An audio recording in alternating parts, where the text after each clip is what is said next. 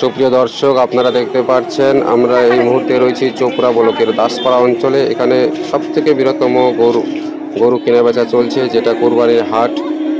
যদিও এই কোরবানি হাট প্রতি বছরই এখানে অনুষ্ঠিত হয়, এইবারে সবথেকে বড় বাজার বসেছে দাসপাড়া অঞ্চলের শেখবস্তি গ্রামের পাশেই পানি ট্যাঙ্কি মোড়ে। এই হাট দেখতে পাচ্ছেন অনেক মানুষের সমাগম।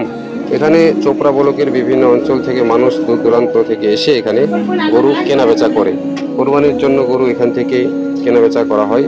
আপনারা দেখতে পাচ্ছেন প্রচুর ভিড়, আর অনেক গরু এখানে বেরিয়েছে। মানুষজন গরু বিক্রি করার জন্য নিয়ে এসেছেন, আর কেউ গরু কোরবানির জন্য গরু কেনার জন্য এসেছেন।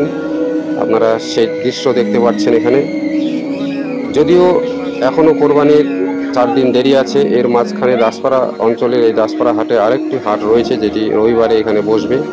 আজকে বৃহস্পতিবার এই হাট বসেছে।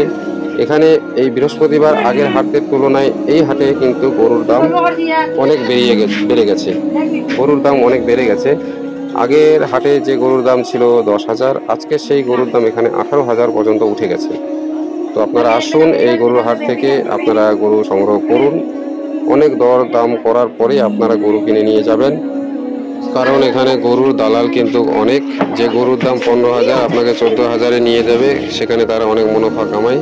তো আপনারা কিনুন, যেটা আপনার ভাগ্যে আছে ইনশাল্লাহ সেটাই হবে।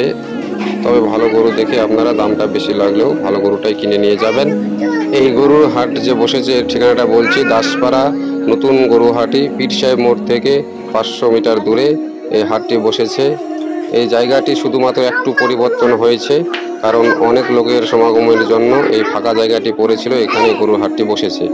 তো আপনারা অবশ্যই আসুন, এখানে এসে আপনারা নির্দ্বিধায় গরু কিনে নিয়ে যান।